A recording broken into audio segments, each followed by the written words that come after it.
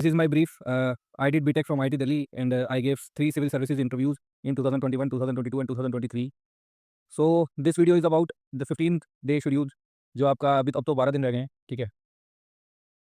जो आपका 9 अगस्त से लेके जो आपका 22 अगस्त को पेपर स्टार्ट है, तो उसको कैसे प्लान करना चाहिए, उसका ऑब्जेक्टिव क्या रहेगा मोटा-मोटी मैं आपको बताता हूँ ऑब्जेक्टिव क्या है, हम प्लान ये क्यों बना रहे हैं, ठीक है, इसको डिस्कस करते हैं। और प्लानिंग एक्चुअली में क्या होनी चाहिए, अगर मैं एग्जाम देता, जैसे मैंने 3 मेंस लिखे हैं और तीनों मेंस हर बार निकाले, तो मेंस निकालने की मुझे अच्छे से नैक पता है, एग्जैक्टली कैसे प्लानिंग करी जाती है, क्या किया जाता है, ठीक है। यही मेरा एसआईपी मॉड्यूल के अंदर था। एसआईपी के अंदर वही था, content selection, content interlinkages and content placement. यही चीज़ मैंने इस कोर्स में पढ़ाई थी, ठीक है। तो मेरी यही खासियत थी कि जो मैं पढ़ता था उसको मैं लिखाता था एग्जाम में, तो इस हिसाब से मैंने रफ प्लान बनाया है। मैं अभी ये बताता हूँ, ठीक है। तो पहले ऑब्जेक्टिव समझ लेते हैं कि हमारा ऑब्जेक्टिव क्या रहेगा। हमारा ऑब्जेक्टिव रहेगा कि 100% प्लेसमेंट। हमने जो भी पढ़ा है अब तक हमने लेट से आपने जो आपका रहा है, आपने जो भी आपका जून से आपने स्टार्ट किया होगा और अभी अगस्त चल रहा है, ठीक है। तो लगभग 70-80 दिनों में जो भी आपने पढ़ा है, your fundamental objective should be, जो भी आपने पढ़ा है वो एटलीस्ट आपको एग्जाम में याद आ जाए। नहीं तो जो भी आपने पढ़ा है वो किस काम का है ना, वो किसी काम का नहीं है, वो आपने एग्जामिनर को तो पता नहीं कि आपने पढ़ा था वो। तो हमारा फंडामेंटल ऑब्जेक्टिव यही है कि जो भी हमने पढ़ा है एटलीस्ट वो सारा तुम्हें याद में आ जाए, एग्जाम में याद आ जाए। उससे एक्स्ट्रा कुछ याद आ जाए तो that is the toppings on the cake, है ना। सो ऐसा है। तो इस चीज़ के लिए हमें क्या करना होगा, we have to ensure that there is a zero drain out, मतलब ड्रेनेज प्रॉब्लम नहीं होना चाहिए। ऐसा नहीं होना चाहिए कि आपका जो आपने पढ़ा है आपने ऐसे कुछ स्टोर किया और इसके अंदर कुछ लीकेज हो रहा है और वो बाद में बह गया और एग्जाम में विद इन द 7 मिनट्स जो टाइम क्रंच होता है उसमें आपको याद नहीं आया, ठीक है। उसके बाद दूसरी चीज़ है स्लाइसिंग एंड डाइसिंग एबिलिटी, कि आपने जीएस 1 में कुछ पढ़ा, लेट्स से आपने ज्योग्राफी में कुछ पढ़ा, उसको आप एनवायरमेंट में यूज कर रहे हो, या आपने सोसाइटी में कुछ पढ़ा उसको सोशल जस्टिस में यूज कर रहे हो, इकोनॉमी में कुछ पढ़ा उसको आप ज्योग्राफी में यूज कर रहे हो, ठीक है। तो this is a slicing and dicing, मतलब किसी एक सब्जेक्ट से आप स्लाइस करोगे और उसको दूसरे सब्जेक्ट में डाइस करोगे, तो दिस इज एबिलिटी। ये एबिलिटी तभी आती है जब आपने फंडामेंटली बहुत अच्छे से कई कई रिविजन कर लिए होंगे, ठीक है। तो second objective is this. Third objective is memory spacing. Memory spacing क्या होता है कि it is a gap rule. For example अगर आपने कोई चीज पढ़ी है आज, it is a forgetting curve, it is a forgetting curve theory, ठीक है। You can search it on internet, it is a psychological theory. तो उसमें क्या थ्योरी होती है, हम जो भी पढ़ते हैं वो हमारा एक्सपोनेंशियल डिके होता है विद टाइम, है ना। आपने जो पढ़ा है वो आपको अभी 100% रिटेंशन है उसका, तो विद थोड़े टाइम बाद आपको ये 1 घंटे बाद आपका उसका रिटेंशन 70% रह जाएगा। एक दिन बाद आपको ये 1 डे है, ये 1 आवर है, ये अभी इमीडिएटली है, तो इसमें आपको 50% रिटेंशन रह जाएगा। तो आपका रिटेंशन है वो कम होता चला जाता है विद टाइम, ठीक है। तो हमें हमारा पर्पस है कि जो भी हमने पढ़ा है वो हमें इस हिसाब से हमें स्पेसिंग करनी है, अपने रिवीजन की गैप हमें उस हिसाब से रखना है कि हमारे ऑप्टिमम टाइम पे हम उसको रिविजिट करते रहे। ये हमारा फॉरगेटिंग का, अगर हम यहाँ पे आ गए हैं भूलते भूलते, तो इसको दोबारा रिविजिट करके हम दोबारा 100% पे ले आए, फिर ऐसे चले, फिर इसको ले आए, फिर ऐसे चले, है ना। तो हमारा ऑब्जेक्टिव ये है। तो इसके लिए गैप रूल मैं क्या करता, लेट से आपका मान लो, इसमें देखो जैसे आपका मान लो मेन ये 22, 23, 24 को, ठीक है, आपका जीएस का पेपर है, तो इससे पहले आपको जीएस पढ़ोगे, ठीक है। अब इससे पहले आप जीएस पढ़ोगे तो आप मान लो आपको 22, 23, 24, 22, 23, 24, ठीक है, ये 3 दिन तो आपका जीएस चल ही रहा है, ठीक है। इससे पहले आप मान लो 4 दिन आप जीएस को रिवाइज करोगे, जीएस ऐसे को, तो आपका ये 3 दिन ही हो गए, 4 दिन ही हो गए, टोटल 7 दिन हो गए। टोटल 7 दिन हो गए, आपको ऑप्शनल आपने छुआ नहीं है, ऑप्शनल आपने टच नहीं किया है, तो बहुत हाई चांस है ऑप्शन आप भूल जाओगे।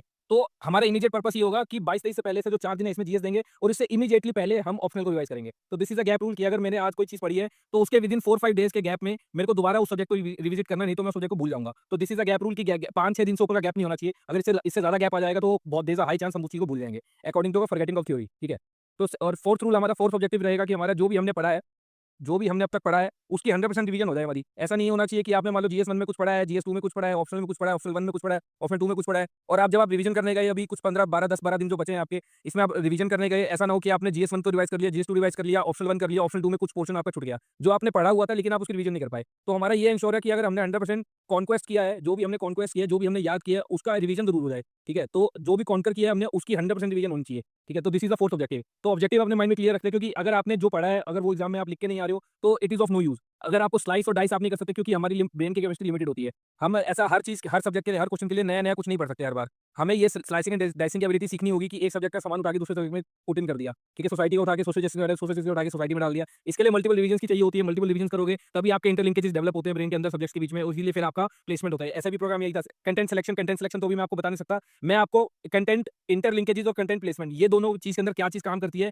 क्या चीज बेनिफिट करती है, वो मैं भी आपको जरूर बता सकता हूँ 10 दिन पहले, ठीक है। और एक मेमोरी स्पेसिंग है कि भाई हमारा गैप रूट 5 से 6-7 दिन से ऊपर गैप नहीं आना चाहिए, और हमारा 100% जो भी हमने पढ़ा वो सारा का सारा सिलेबस हमारा रिवाइज होना चाहिए। तो प्लान मैंने ऐसे बनाया है, मैं हमेशा रिवर्स प्लानिंग करता था। मान लो मेरा जैसे मेरा 22 को एग्जाम है, तो मैं 22 की डेट से स्टार्ट करूंगा और पीछे चलता जाऊंगा, ठीक है। आज 9 तारीख है, मैं ऐसा नहीं करूंगा कि 9 तारीख से प्लानिंग करते करते 22 की तरफ आ रहा, मैं उल्टा करता था। 22 को जो मेरा टारगेट डेट है, तो टारगेट डेट से स्टार्ट करूंगा और पीछे आते आते अपने जो प्रेजेंट डेट है उस पर आऊंगा। तो इससे इफेक्टिव मेरी प्लानिंग होती थी, मुझे एक्जैक्टली पता चलता था मेरे पास कितने दिन बचे हैं, कितने दिन नहीं बचे हैं, उसके अकॉर्डिंगली मैं अपने प्लान को बहुत अच्छे से ऑप्टिमाइज कर पाता था, ठीक है। तो मेरा क्या है कि मैंने सबसे पहले यहाँ पे गया, मैं जो मैंने बनाया है, देखो यहाँ से ये 9 तारीख है, 10 तारीख, ये अगस्त की तारीख से, ठीक है, और डेट्स हैं 9th 10th 11th, और ये सारे अगस्त की डेट्स हैं। फिर उसके बाद आपके 22 23 24 ऐसे डेट्स चल रहे हैं, ठीक है। तो अब मेरा 30 और 31 को मेरा ऑप्शनल का पेपर है, ठीक है, 22 23 24 को मेरा इसका पेपर है, जीएस का। तो मैंने इन डेट्स को रेफरेंस मान के प्लानिंग स्टार्ट करी। अब जो 22 23 24 के जो मेरे रहेंगे, अब जैसे आपका 22 को मान लो एग्जाम होगा, 22 को आप लिखोगे जीएस का पेपर, ठीक है। अब 22 को आप जीएस का पेपर लिखोगे तो उसमें आप जीएस नहीं, आप ऐसे का पेपर लिखोगे सुबह सुबह। अब आप जब ऐसे का पेपर लिख लोगे, आपका 12 बजे या 1 बजे तक आप फ्री हो जाओगे। उसके बाद आपके पास लगभग आप 7-8 बजे तक पढ़ सकते हो शाम के। फिर उसके बाद आपको सोना होता है, आप 9-10 बजे तक जाते हो सोने, फिर उसके बाद 6-7 बजे उठते हो। फिर उसके बाद आप एग्जाम सेंटर पे जाते हो, वहाँ पे काम करते हो, ठीक है। तो आप 12 से 1 के 7-8 बजे तक यहाँ पे आपके पास 6-7 घंटे हैं रिवीजन के। तो इस 6-7 घंटे में अब अगले दिन आपका जब 23 तारीख को आपका जब जीएस 1 और जीएस 2 का पेपर है ना, तो इसमें गैप रूल को यूज़ करके कि आपका जीएस 2 का पेपर बाद में है, शाम को है ना, तो इसलिए 22 तारीख को पहले जीएस 2 आप रिवाइज़ करोगे। क्यों? क्योंकि जब जीएस 2 आप सुबह-सुबह 1 बजे आप रिवाइज़ करना स्टार्ट करोगे, 3-4 बजे तक रिवाइज़ कर लोगे, तो उसके बाद आप जीएस 1 को रिवाइज़ करोगे। इससे होगा क्या कि आपने जब जीएस 1 रिवाइज़ कर लिया, मान लो 3-4 बजे तक रिवाइज़ कर लिया 22 तारीख को, ठीक है? तो उसके बाद आपका आपका गैप आ जाएगा, जीएस 1 रिवाइज़ करोगे आप, ये गैप आ जाएगा, उसके बाद आप जीएस 1 का पेपर लिखोगे। फिर उसके बाद आपको जब जीएस 1, जीएस 2 के बीच में जो गैप आएगा, उसमें आप जीएस 2 को रिवाइज़ कर सकते हो। तो सफिशिएंटली गैप रूल के हिसाब से आपका जीएस 2 पहले रिवाइज़ होना चाहिए, उसके बाद आपको जीएस 1 रिवाइज़ करना चाहिए। ताकि क्या होगा, जब आप जीएस 1 का पेपर देने जा रहे हो, तो जीएस 1 की लेटेस्ट रिवीजन आपने कर रखी है बिल्कुल। एग्जाम से जस्ट पहले आपने जीएस 1 को रिवाइज़ किया है, जीएस 1 भी आपको याद रहेगा, और आपका जो जीएस 2 का आपका गैप आना था, वो भी आपने एक बार उसको रिविज़िट कर लिया है, ठीक है? तो ये गैप रूल के हिसाब से जीएस 2 पहले रिवाइज़ करना चाहिए। तो मेरा मानना है, मैं ऐसे ही करता था। मैं उस टाइम पे क्या करता था, अपने जब मेरे जितने भी 3 मेंस लिखे हर मेंस में, मैं एसए का पेपर लिख के आया, तो मैं आते ही 1 बजे तक फ्री होके 1 बजे तक फ्री हुआ। उसके बाद मैं अपना 4 या 5 बजे तक मैं लगभग जीएस 2 को निपटा देता था अपना, ठीक है? फिर उसके बाद मैं आधा पौना घंटे का ब्रेक लेके फिर उसके बाद 7-8 बजे 8 बजे तक लगभग मैं जीएस 1 को निपटा देता था। फिर मैं आराम से सो जाता था। 22 तारीख को आपको जीएस 2 रिवाइज़ करना है, जीएस 1 रिवाइज़ करना है, और 23 तारीख को जब आप दोगे, तो ब्रेक में तो जीएस 2 रिवाइज़ थोड़ा-सा देखोगे, आपका मन है तो देख लेना, नहीं तो नहीं, ठीक है? आप दिया, और उसके बाद जब 23 तारीख को आप फ्री होगे, 23 तारीख को आप फ्री होगे लगभग, जैसे मैं तो गुड़गाँव में पेपर देता, तो मुझे ट्रैवलिंग वगैरह भी करना होता था, तो मैं लगभग 6 बजे तक रूम पे पहुँचता था। 6 से 7 बजे तक रूम पे पहुँचता था इफेक्टिवली खाना-वाना खा के मैं। तो 7 बजे फ्री होता था। अब मेरे को सुबह मान लो 7 बजे उठना है, तो मैं फिर वही 9 बजे तक ही पढ़ पाता था, तो 2 घंटे होते थे मेरे पास। तो 23 तारीख को लगभग आपके पास 2 घंटे बचेंगे। उस 2 घंटे में you have to immediately revise GS 3। GS 3 आप यही कर सकते हो कि जीएस 3 सुबह आपको सीधा जाते ही पेपर देना है, ठीक है? तो जीएस 3 आपने इमीडिएटली रिवाइज़ किया, सुबह जीएस 3 का पेपर दिया, और जो बीच में आपका बचेगा, अब उसके बाद जीएस 3 आपने पेपर दे दिया, आपके पास बीच में 1 घंटा बचेगा, तो उसमें आपने जीएस 4 थोड़ा बहुत रिवाइज़ करना है तो कर लो, फिर उसमें जीएस 4 दे दिया। अब यहाँ पे आपने ऑब्जर्व किया होगा, 22 और 23 में हमने जीएस 4 रिवाइज़ नहीं किया है। हम सीधा 24 तारीख को जीएस 4 देखेंगे 1 घंटे में। तो इससे पहले मेरे को इंश्योर करना है जीएस 4 की मेरी जो रिवीजन है, वो उसमें ज़्यादा गैप्स ना आ जाए। तो मैंने सीधा का सीधा 21 तारीख को जीएस 4 का रिवीजन रखा है, ठीक है? इसलिए मैंने जो जीएस 4 का रिवीजन रखा है, वो 21 फर्स्ट डे को रखा है। क्यों? क्योंकि मुझे पता है मैं 2 दिन जीएस 4 को रिवाइज़ नहीं करूँगा। This is according to my gap rule of my forgetting curve, ठीक है? तो जीएस 4 मैंने यहाँ रिवाइज़ किया था, और एसए भी मैंने साथ, जो एसए मेरा 22 तारीख को एसए का पेपर है, तो मैं जब एसए और जीएस 4 हमेशा इन दोनों को मैं साथ में रिवाइज़ करता था, क्योंकि इसी में सारे आर्गुमेंट्स एसए के अंदर जो यूज़ होते हैं, वो एथिकल थ्योरीज़ के साथ काम आ जाते हैं। एथिकल की जो थ्योरीज़ पढ़ते हैं, उसमें जो आर्गुमेंट्स होते हैं, वो सारे एसए में काम आते हैं। तो मैं जीएस 4 और एसए को एक साथ पढ़ता था। तो एक 21 अगस्त को आप जीएस 4 और एसए को रिवाइज़ करेंगे, और 24 को एक बार आगे यहाँ पे देख लेते हैं, पीछे वाला प्लान बाद में देखते हैं, ठीक है? अब 24 को जब आपने दिया, अब 24 को आप फिर वही आप 6-7 बजे 7 बजे फ्री होंगे, आप 9 बजे तक पढ़ सकते हो, ठीक है? और इसमें तो ये भी है कि 5 दिन आपके पास पूरे फ्री हैं, ठीक है? यहाँ पे 5 दिन आपके पास पूरे फ्री हैं, यहाँ पे लगभग आपके पास 1/4 डे है, ठीक है? तो 5.25 डेज़ आपके पास, ठीक है? तो मेरा क्या रहता था, जो मेरा एक्सपीरियंस रहा है, मैंने पहले 2021 के मेंस में ये गलती करी थी, और 22 में भी गलती करी थी। मैंने इस गलती को 2023 में सुधार लिया था, ठीक है? तो वही गलती मैं आपको बताता हूँ, जो मैंने क्या सुधारी थी, कि जो ये 24 तारीख का दिन होता है ना, आप लोगों को लगेगा कि 24 तारीख को आपने 5 पेपर लिख के आए, बहुत थकान होती है, मैं मानता हूँ, बहुत ज़्यादा थकान होती है, कुछ करने का मन नहीं करता है। लेकिन मेरे हिसाब से 24 वाले दिन को भी कुछ ना कुछ ऑप्शनल रिवाइज़ करना चाहिए। वो मैं आपको बताता हूँ कौन-सा ऑप्शनल रिवाइज़ करना चाहिए। देखो, पहले ऑप्शनल का ब्रेकअप समझो। ऑप्शनल का ब्रेकअप होता है कि एक ऑप्शनल का कुछ पोर्शन होता है, ईज़ीएस्ट पोर्शन, जो 50% सिलेबस होगा आपका, ठीक है? जैसे मेरा मैथमेटिक्स ऑप्शनल था, तो मैथमेटिक्स में मेरा क्या होता था कि मेरे कुछ मान लो 13 चैप्टर्स थे, ठीक है? 13 चैप्टर थे, उसमें से कुछ 8 चैप्टर्स तो ऐसे थे कि बहुत ईज़ी, मतलब उसमें 5-5 मिनट लगते थे एक चैप्टर को रिवाइज़ करने में मुझे, ठीक है? और बाकी कुछ बीच के चैप्टर होते थे, 2-3 चैप्टर, 3 चैप्टर बीच के टफ, 4 चैप्टर टफ होते थे बीच के, मतलब 3 चैप्टर टफ है और 2 चैप्टर बहुत टफ होते थे, ठीक है? तो वही वाला है कि मैंने उसको ऐसे डिवाइड किया है कि आपके 20% सिलेबस आपका बहुत टफ होगा, ठीक है? हर ऑप्शन में यही होता है, 20% सिलेबस आपका टफ होगा, ठीक है? और बीच का सिलेबस होगा मैनेजेबल, जो आपका भई बहुत टफ भी नहीं है, बहुत ईज़ी भी नहीं है, लेकिन ठीक है, मैनेजेबल है, मैनेजेबल पोर्शन है वो। कुछ पोर्शन होगा ईज़ीएस्ट पोर्शन। तो ईज़ीएस्ट हर ऑप्शन में, अगर आपकी ऑप्शन की तैयारी अच्छी है, तो मेरा जो एक्सपीरियंस है, ईज़ीएस्ट पोर्शन 50% तो होता ही है आपका, ठीक है? तो मेरा ये मानना है, जो ईज़ीएस्ट ये वाला पोर्शन है, जो आपने आइडेंटिफाई किया है, आपके मान लो 12-13 जो भी 16-15-16 जो भी चैप्टर्स हैं, उसमें से कुछ 7-8 चैप्टर ईज़ी वाले होंगे, बहुत ईज़ी, मतलब उसको आपको 10-10 मिनट, 15 मिनट की रिवीजन लगेगी। चलो, मेरा साइंस ऑप्शनल था, आपको थोड़ी ज़्यादा लग जाएगी, ठीक है? तो मेरा मानना है 50, मान लो कि 50% ऑप्शनल जो ईज़ीएस्ट है, इसका 1/3 पोर्शन एटलीस्ट इस दिन रिवाइज़ कर लो। 24 तारीख की रात को ना 1/3 पोर्शन करके सो। ये 2023 के टाइम में किया था, मेरे को बहुत मदद हुई थी। जैसे मेरे में क्या होता है, ईज़ीएस्ट पोर्शन क्या होता है, अ, मेरा जैसे मैथमेटिक्स में वेक्टर वेक्टर एनालिसिस है, वेक्टर एनालिसिस, लीनियर अलजेब्रा, ठीक है? ये ओडी, पीडी, ठीक है? ये ईज़ी ईज़ी चैप्टर्स थे मेरे, ठीक है? तो इसमें से मैंने कहा ये 4 चैप्टर्स जो है ना, जैसे मेरे 7-8 चैप्टर्स थे जो ईज़ी थे, उसमें से 4 चैप्टर्स मैंने इसी रात को रिवाइज़ कर लिए थे, 24 की रात को। रिवाइज इन द सेंस मैंने इसके जितने भी फॉर्मुलाज थे, जो स्टैंडर्ड प्रॉब्लम्स थे, वो सारे के सारे इस दिन रिवाइज कर लिए। तो इससे क्या हुआ, मेरे को थोड़ा-सा लोड मेरा कम हो गया कि ये जो 5 दिन है ना, मैं पहले से ही कुछ ना कुछ कॉन्कर्स करके बैठा हूँ। मुझे एकदम से लोड नहीं आएगा, नहीं तो क्या होता है जनरली पार्किंसन लॉ चलता है। पार्किंसन लॉ क्या होता है, ये मैंने आपको पहले बताया हुआ है। पार्किंसन लॉ चलता है। पार्किंसन लॉ क्या बोलता है कि जो भी आपको जॉब करना है ना, जो भी आपको जॉब करना है, उस जॉब को करने के लिए जो आपको टाइम असाइन होगा, जो टाइम आपको असाइन किया गया है पर्टिकुलर जॉब को कंप्लीट करने के लिए, आप उस पूरे टाइम में इस वर्क को एक्सपेंड कर दोगे। लेट्स से मैं अगर आपको कोई काम करने के लिए बोलूँ, आपको मान लो 5 चैप्टर रिवाइज करने हैं, 5 चैप्टर रिवाइज करने के लिए अगर मैं आपको 10 दिन दूँगा, तो आप 10 दिन में 5 चैप्टर रिवाइज करोगे। मैं आपको 1 दिन दूँगा, तो आप 1 दिन में रिवाइज करोगे। मैं आपको 20 दिन दूँगा, 20 दिन में करोगे। 1 महीना दूँगा, 1 महीने में करोगे। तो जितना मैं टाइम देता चलूँगा, उतना ज़्यादा एक्सपेंड करते चले, उतना ज़्यादा फैला दोगे अपने काम को आप टाइम के साथ। तो पार्किंसन लॉ यही बोलता है, जब आपको दिखेगा ना आपको 5 सवा 5 दिन मिल रहे हैं, सवा 5 दिन यहाँ पे जैसे मिल रहे हैं, जब आपको दिखेगा ये सवा 5 दिन आपको मिल रहे हैं, है ना? तो आप क्या करोगे, बहुत हाई चांस है आप ये वाला दिन वेस्ट कर दोगे, ठीक है? आप ये वाला दिन वेस्ट करोगे, 24 तारीख वेस्ट कर दोगे, 25 तारीख वेस्ट कर दोगे और जब तक ये वेस्ट होगा आपका 1.25 डेज़ खत्म हो जाएंगे, 4 दिन ही बचेंगे, फिर एकदम से पैनिक क्रिएट हो जाता है। तो मेरा मानना है 24 तारीख को ईजीएस का 1/3 पोर्शन कंप्लीट कर दो और 25 तारीख को ईजीएस का 2/3 कंप्लीट कर दो। तो इसमें क्या होगा, अगर आपने ईजीएस पोर्शन, जो ईजीएस मतलब आप समझो 50% सिलेबस, ये 50% सिलेबस होता है लगभग, है ना? ये 50% सिलेबस है। अगर 50% सिलेबस आपने पहले 25 तारीख तक निपटा दिया, है ना? 25 तारीख तक अगर आपने निपटा दिया, तो आपके पास 4 दिन बचे हैं बाकी काम करने के लिए, बाकी 50% करने के लिए। तो उसमें क्या है, 26 तारीख को मैनेजेबल का 3/4 पोर्शन निपटा दो, ठीक है? और 27th को मैनेजेबल का 1/4 जो रिमेनिंग है वो निपटा दो, टफ वाला पोर्शन 2/3 निपटा दो, ठीक है? ये वाला दिन थोड़ा हेक्टिक होगा आपका, जो ये पर्टिकुलर डे ना ये सबसे हेक्टिक होता था मेरा, ठीक है? इसमें हेक्टिक रहेगा, इसको यहाँ निपटा दो, फिर 28 तारीख को जो टफ का 1/3 है वो निपटा दो और एक रिवीजन कर लो। इस रिवीजन के अंदर पर्टिकुलरली जो मुझे लगता है क्या करना चाहिए, इस रिवीजन के अंदर you can give the 2 test, 2 test दे दो, ठीक है? एक रिवीजन आपको करनी है तो 29 को 2 टेस्ट दे दो या 28 को। आपको एक सिमुलेशन करके जानी है, कोई भी एक सिमुलेशन आपकी मर्ज़ी है, ठीक है? मैं मतलब आपका ह्यूमैनिटीज़ ऑप्शनल है, तब भी मेरा मानना है कि एक एक पूरी सिमुलेशन ना भी करो तो एक टेस्ट तो दे ही दो, ठीक है? एक टेस्ट देना चाहिए क्योंकि उससे क्या होता है कि एक आप रिदम में आ जाते हो। तो ये वाला जो रिवीजन वाला फेज़ है 28 को और 29 को, ये रिवीजन 2 है, सेकंड रिवीजन है ये और ये फर्स्ट रिवीजन है। तो 28 को 1/3 कंप्लीट करने के बाद टफ वाला पोर्शन रिवीजन इस या तो रिवाइज़ कर लो या सिमुलेशन कर लो। अगर यहाँ से रिवाइज़ करो तो यहाँ सिमुलेशन कर लेना। अब मेरा पर्पस है कि मेरे 3 रिवीजन हो जाएँ। दो एक रिवीजन यहाँ हो जाएगी, दूसरी रिवीजन यहाँ हो जाएगी और तीसरी रिवीजन मैं करूँगा इस दिन, ये 30 तारीख को मेरा होगा सुबह हिंदी का पेपर। 30 तारीख को मेरा होगा सुबह हिंदी का पेपर और शाम को होगा इंग्लिश का पेपर। तो जो हिंदी का पेपर होता है, सुबह इंग्लिश का पेपर होगा, फिर शाम को हिंदी का पेपर होगा। अ, स अ इसमें क्या है, सुबह आपका हिंदी का पेपर होगा, फिर इंग्लिश का पेपर होगा, ठीक है? तो हिंदी का पेपर में तो चलो मेहनत लगती थी मेरे को, ठीक है? क्योंकि हम पढ़ते नहीं, मैं बिल्कुल लैंग्वेज पेपर बिल्कुल नहीं पढ़ता था। मैं सिर्फ़ 29 की तारीख को जब जाता था, फिर सेकंड पेपर लिख के आया, तो शाम को मेरा कुछ टाइम बचा था, तो मैं उस टाइम पे 1-2 घंटा देख लेता। जैसे मैंने आपको बताया मैं 29 की तारीख को 7 बजे फ्री होऊँगा, 7 बजे फ्री होऊँगा तो 2 घंटे में मैं हिंदी देख लेता था, सुबह देख लेता था। हिंदी दे दी, अब उसके बाद मैं पूरा फ्री हूँ। इंग्लिश के पेपर में बिल्कुल भी टाइम नहीं लगता। इंग्लिश का पेपर में मेरा एक्सपीरियंस रहा है कि मैंने 3 बार मेंस लिखा है, तो तीनों बार इंग्लिश के पेपर में 3 घंटे मिलते हैं, 3 घंटे तो मेरे को कभी लगे ही नहीं। मैं मतलब 1 आवर 45 मिनट्स में पेपर कंप्लीट करके बैठ जाता था और जो रिमेनिंग 1 आवर 15 मिनट्स थे, इसके अंदर मैं क्या करता था, रेड फ्लैग्स को रिवाइज़ करता था। रेड फ्लैग्स क्या है? जैसे मैंने बताया कि इसको 2 तरीके से, एक तो ये हो गया ईज़ीएस्ट, मैनेजेबल और टफ। एक इसको ऐसे भी तोड़ सकते हो आप कि रेड फ्लैग्स है, मतलब एक पर्टिकुलर पोर्शन होगा आपका ऑप्शनल का, जिसको आप बार-बार भूल रहे हो, बार-बार भूल रहे हो, बार-बार भूलते रहते हो। तो मैं क्या करता था, जो ये 1 आवर 15 मिनट्स वाला टाइम है, इस टाइम पे मैं रेड फ्लैग्स को रिवाइज़ करता था। जैसे मान लो मैं रेड फ्लैग्स मेरे लिए क्या है कि मान लो मॉडल अलजेब्रा मेरा एक टॉपिक होता था, ठीक है? मॉडल अलजेब्रा मेरा एक टॉपिक है, तो मॉडल अलजेब्रा में कुछ गंदे से फॉर्मूला है, गंदे से डेफिनिशंस है, उसको रिकॉल कर रहा हूँ मैं, मतलब एक्टिव रिकॉल करता था इस टाइम पे। इसको मैं बोलूँगा एक्टिव रिकॉल का टाइम है मेरा ये।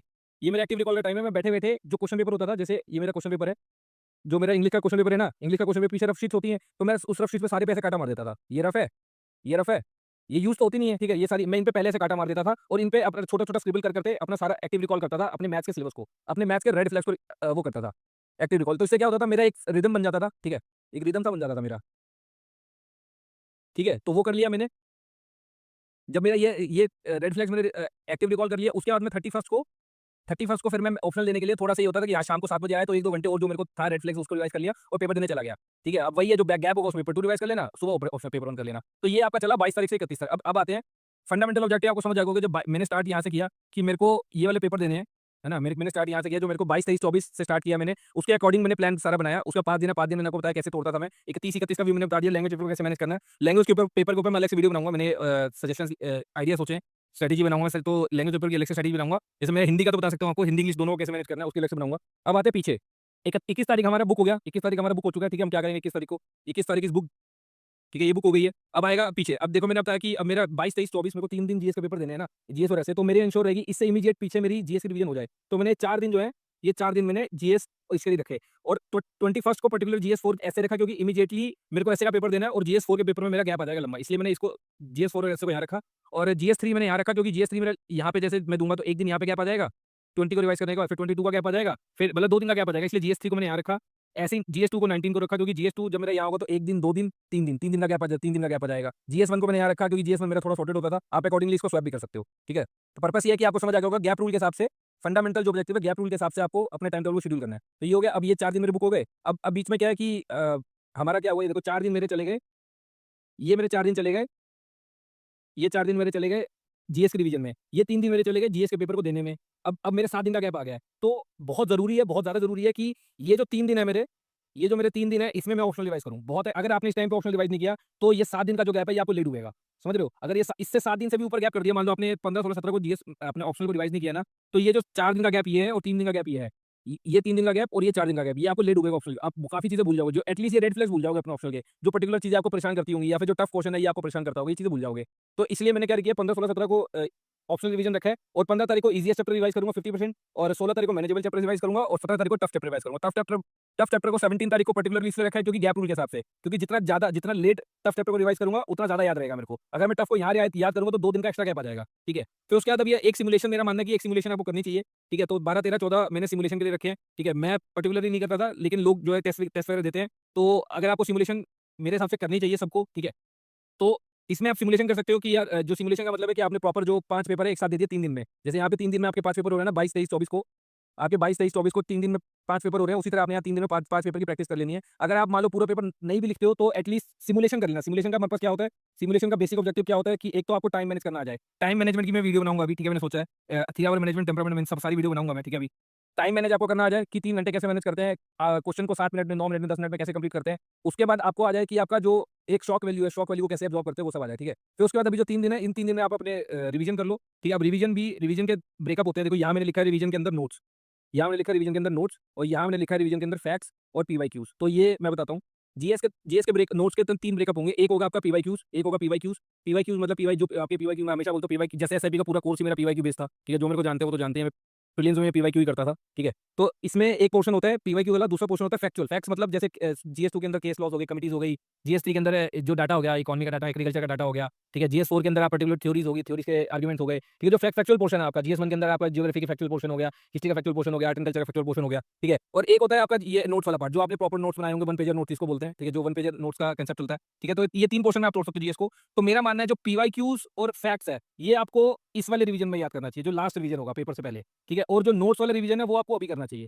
ठीक है, नोट्स वाले रिवीजन मुझे लगता है बाद में, क्योंकि दीज टू थिंग्स है ना, ये जो 2 चीजें हैं, ये दो चीजें ज्यादा जरूरी है। पीवाईक्यूज और फैक्ट्स ज्यादा जरूरी है रेदर देन आपके नोट से। ठीक है, तो मेरा पर्सनल टेक है ये कि ये 2 चीजें आपके ज्यादा जरूरी है, इसलिए इन चीजों को मैं बाद में रिवाइज करूंगा। क्यों? क्योंकि जितना लेट रिवाइज करूंगा उतना ज्यादा याद रहेगा मेरे को, एज पर माई गैप रूल, ठीक है, तो इसलिए पीवाईक्यूज और फैक्ट्स वाली चीजें मैं बाद में याद करूंगा, लास्ट वाले इन 4 दिनों में रिवाइज करूंगा, और जो नोट्स वाली चीजें वो भी याद कर लूंगा। ठीक है, तो इन 3 दिनों में आप नोट्स से रिवीजन कर लेना जो आपको करना है। ठीक है, एकदम फटाक फटाक से करना है, ये मैंने आपको बता दिया। और इसमें भी एक और चीज़ होती है, देखो एक और चीज़ होते है, एक और तरीके से आप ब्रेकअप कर सकते हो। एक होता है रिपीटेटिव पोर्शन। ठीक है, किसी भी मान लो जीएस में ले लो, ऑप्शनल में ले लो, या ऑप्शनल का भी ब्रेकअप ऐसे ही कर सकते हो। जीएस में भी ऐसे होता है, कुछ पोर्शन होता है रिपीटेटिव, कुछ पोर्शन होता है डाइवर्जेंस। रिपीटेटिव मतलब जैसे मैं आपको बताता हूँ, रिपीटेटिव क्या है कि फ्लड का क्वेश्चन आना है, फ्लड मैनेजमेंट का क्वेश्चन आना है, जीएस 1 में, जीएस 3 में बार-बार आता है। ठीक है, आपका गुप्ता गुप्ता एज का बार-बार पूछता है। ठीक है, चोला एज बार-बार पूछता है। ठीक है, उसी तरह लोकल सेल्फ गवर्नमेंट बार-बार पूछता है। तो ये रिपीटेटिव क्वेश्चंस है। इंक्लूसिव ग्रोथ बार-बार पूछता है। तो जो रिपीटेटिव पोर्शन है ना, वो आपके एकदम कंठस्थ होना चाहिए आपको। पहले आप रिपीटेटिव पोर्शन को कंठस्थ करोगे। ठीक है, उसके बाद जो डाइवर्जेंस पोर्शन है उसको थोड़ा कम